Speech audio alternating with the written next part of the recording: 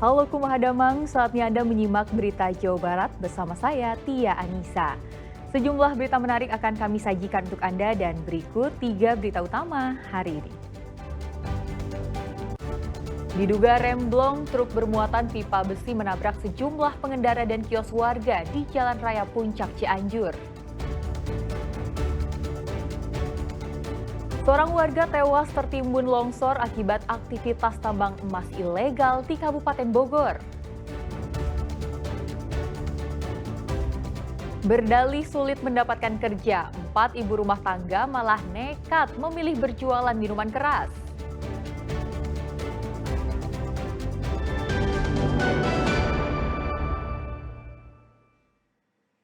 Diduga akibat mengalami remblong, truk bermuatan pipa besi menabrak sejumlah pengendara dan kios warga di Jalan Raya Puncak Cianjur. Akibat kejadian tersebut, 1 orang luka berat dan 4 lainnya luka ringan. Seluruh korban langsung dilarikan ke RSUD Cianjur. Rekaman video amatir warga menunjukkan saat truk bermuatan pipa besi yang melaju dari arah Puncak menuju Bandung mengalami remblong di Jalan Raya Puncak, Desa Mekarsari, Kecamatan Cugenang, Kabupaten Cianjur pada Rabu sore. Truk melaju kencang di jalan menurun, kemudian menabrak 1 unit minibus yang ada di depannya, lalu menabrak 2 unit motor. Hingga akhirnya truk terhenti dan terguling setelah menabrak kios tambal ban dan warung kopi. Akibat kejadian itu, 1 orang pengendara sepeda motor mengalami luka berat dan 4 korban lainnya luka ringan. Seluruh korban sudah dievakuasi dan dilarikan ke RSUD Cianjur untuk mendapatkan perawatan medis. Di sekitar jam 4:10, kebetulan truk dari atas, dari arah Tapal Kuda itu rem sudah blong. Kebetulan saya melihat kejadian dengan jelas karena saya lagi parkir yang keluar masuk proyek. Itu truk dari atas mulai nabrak. Menurut kondektur, truk mengalami remblong sejauh 2 km. Untuk menyelamatkan diri, ia bahkan melompat dan menjatuhkan diri saat truk melaju kencang hingga mengalami luka ringan. Di sini, Pak. Loncat tapi panik. Itu sejauh berapa kilo, Pak, alami remblong itu, Pak? Saya sama 2 kilo lah. 2 kilo, Pak, ya? Akibat kecelakaan beruntun itu, arus lalu lintas dari kedua arus sempat mengalami kemacetan yang cukup panjang. Petugas kepolisian Satlantas Polres Cianjur masih menyelidiki penyebab pasti kejadian itu. Rendra Gozali melaporkan dari Cianjur. Hujan deras disertai angin kencang mengakibatkan pohon setinggi kurang lebih 12 meter tumbang hingga menutup badan jalan Sumbersari, Kota Bandung. Selain menutup jalan, pohon juga menimpa sejumlah kendaraan dan warung. Beringin, hancur ya, pohon beringin. Hujan deras yang mengguyur Kota Bandung mengakibatkan sebuah pohon beringin setinggi kurang lebih 12 meter di Jalan Sumbersari, Kota Bandung ini tumbang hingga menutup badan jalan pada Rabu malam. Selain menutup badan jalan, pohon besar itu juga menimpa sebuah mobil dan motor serta sebuah warung yang terdapat pedagang es di depannya. Beruntung tidak ada korban jiwa akibat kejadian itu. Petugas gabungan dibantu warga segera menyingkirkan batang pohon yang menutup jalan agar lalu lintas kembali lancar. Di Jalan Sumbersari terjadinya pohon tumbang yang mengakibatkan daripada adanya korban materi berupa 1 unit HRV roda 4, 1 unit sepeda motor, dan 1 bangunan warung.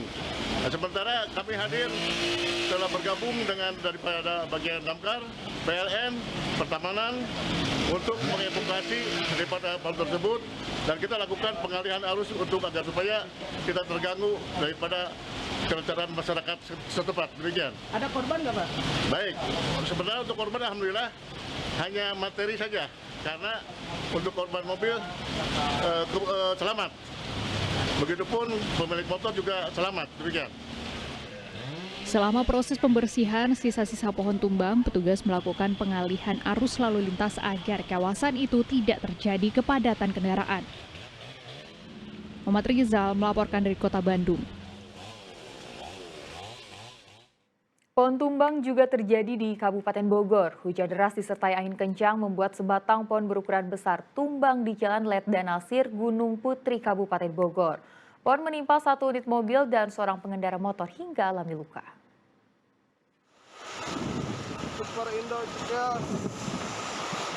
Rekaman video amatir warga menunjukkan saat sebuah pohon sawo tumbang ke ruas Jalan Letda Nasir, Desa Cikeas Udi, Kecamatan Gunung Putri, Kabupaten Bogor, Rabu malam.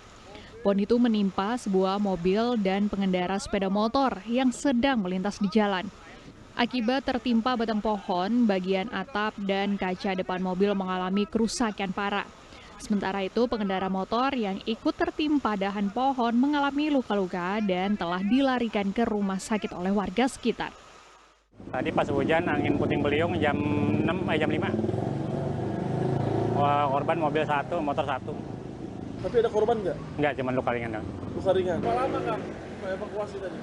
Evakuasi korban sih, saya langsung evakuasi. Kalau korban mobil, langsung saya keluarin orangnya. Evakuasi pohon tumbangnya pas tutup jalan gimana? Tadi pas habis maghrib, tim BNPB datang sama tim dari Brimob. Sama damkar juga ya? Iya.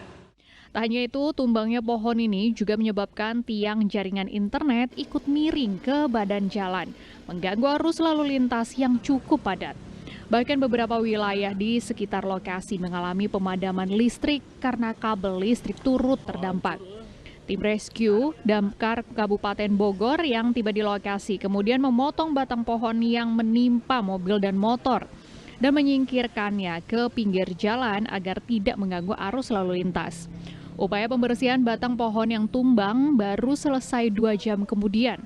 Warga Kabupaten Bogor diimbau agar berhati-hati terutama jika melintasi jalanan yang dipenuhi pepohonan besar saat cuaca ekstrim. Asep Solihin melaporkan dari Kabupaten Bogor. Seorang warga tewas tertimbun longsor akibat aktivitas tambang emas ilegal di kawasan Gunung Wangun, Desa Buana Jaya, Kecamatan Tanjung Sari, Kabupaten Bogor. Korban tertimbun saat sedang beristirahat di dalam lubang galian tambang sedalam 4 meter.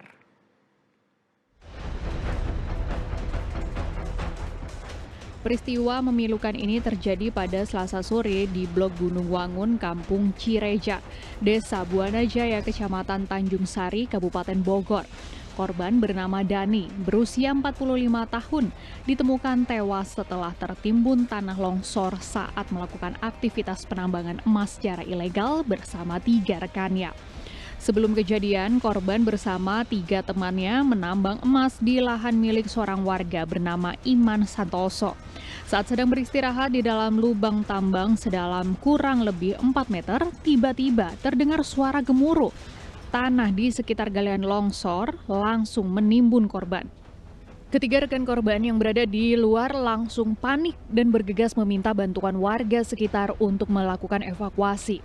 Setelah lebih dari 1 jam upaya evakuasi, korban akhirnya berhasil ditemukan dalam kondisi sudah tidak bernyawa dan langsung dibawa ke rumah duka. Petugas Polsek Tanjung Sari yang menerima laporan langsung menuju lokasi kejadian dan melakukan olah tempat kejadian perkara. Ketiga teman korban telah dimintai keterangan sebagai saksi. Rencananya polisi juga akan memanggil pemilik lahan untuk dimintai keterangan, termasuk soal dugaan aktivitas tambang ilegal. Mereka melakukan penambangan baru sekitar 4 hari. Adapun kedalaman lubang yang sudah digali sekitar jam 8 itu baru 2 meter. Jam 16 itu udah menyampai 4 meter, di mana korban meninggal itu lubang udah kedalaman 4 meter. Sementara hasil kita cek TKP di lokasi, betul korban meninggal dunia di lokasi karena menurut informasi keterangan dari saksi tertimbunnya itu sekitar jam 16:30 baru dapat dievakuasi sekitar jam 18.00 waktu Indonesia bagian barat.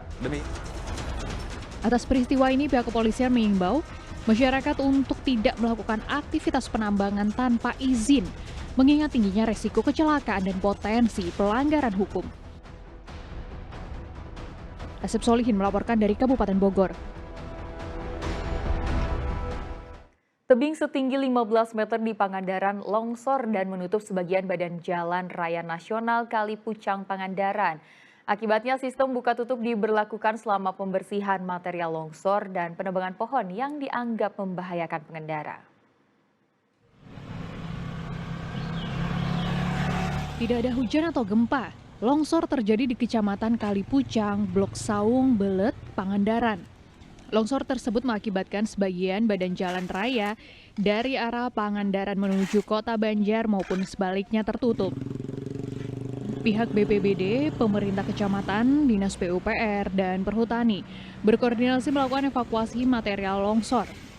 Berdasarkan laporan masyarakat, kejadian longsor murni bukan karena hujan atau gempa. Petugas pun melakukan pengerukan material longsor dan penebangan pohon yang dinilai bisa membahayakan. Tidak ada korban jiwa dalam kejadian ini.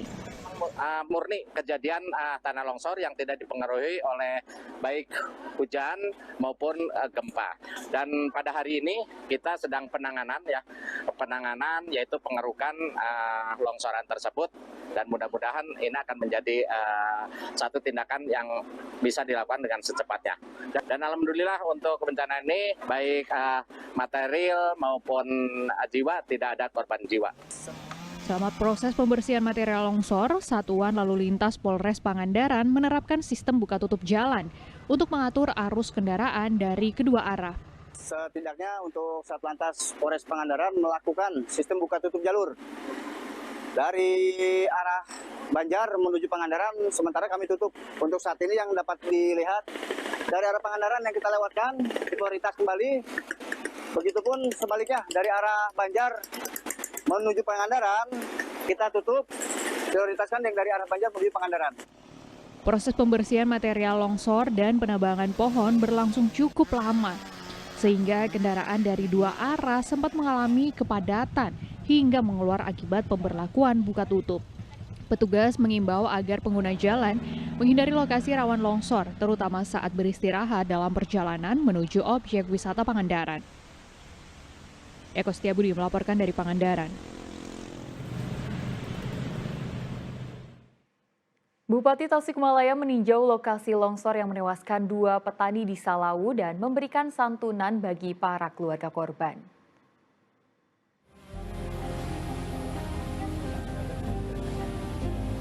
Pencarian korban longsor yang menimbun 2 petani di wilayah Salawu, Kabupaten Tasikmalaya hingga hari Rabu atau hari keempat belum membuahkan hasil. Bupati Tasikmalaya melihat langsung kondisi longsoran, mengakui jika pencarian mengalami kesulitan karena tidak adanya alat berat. Jalan yang sempit melintasi perkebunan tidak memungkinkan untuk alat berat bisa didatangkan. Bupati menyatakan bakal melakukan evaluasi dengan tim SAR terkait kelanjutan pencarian pasca 7 hari masa tanggap darurat. Namun keluarga korban berharap pencarian tetap dilakukan sampai korban ditemukan tanpa melihat batas waktu. Sesuai dengan SOP Basarnas bahwa pencarian itu maksimal 7 hari. Mudah-mudahan bisa ditemukan sebelum 7 hari. Namun jika 7 hari juga belum ditemukan, nanti kita akan konsolidasi, ngumpul dengan keluarga, dan kemungkinannya nanti kita akan sampaikan dalam 7 hari setelahnya.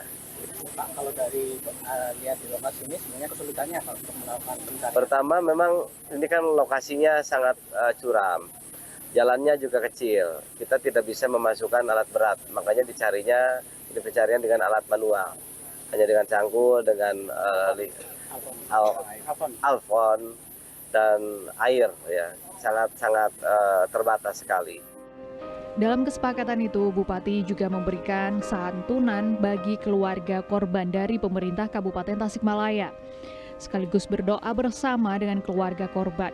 Keluarga korban pun berharap agar pencarian terus dilakukan sampai kedua korban ditemukan. Eko Setiabudi melaporkan dari Tasikmalaya.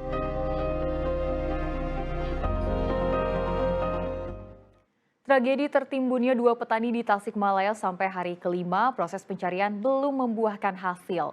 Luasnya areal dan tebalnya longsoran menyulitkan proses pencarian. Di samping kanan longsoran. Ya, nanti untuk jalurnya nanti silakan. Hari kelima proses pencarian kedua korban tanah longsor di Desa Tenjo Waringin, Kabupaten Tasikmalaya kembali dilanjutkan. Pencarian difokuskan pada 2 titik, yaitu zona A dan zona B.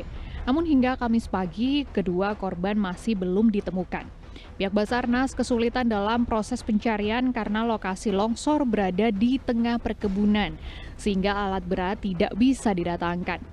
Pencarian hanya bisa dilakukan secara manual dengan mengandalkan semprotan air dan cangkul. Tim SAR pun akan terus memaksimalkan pencarian hingga hari ke-7.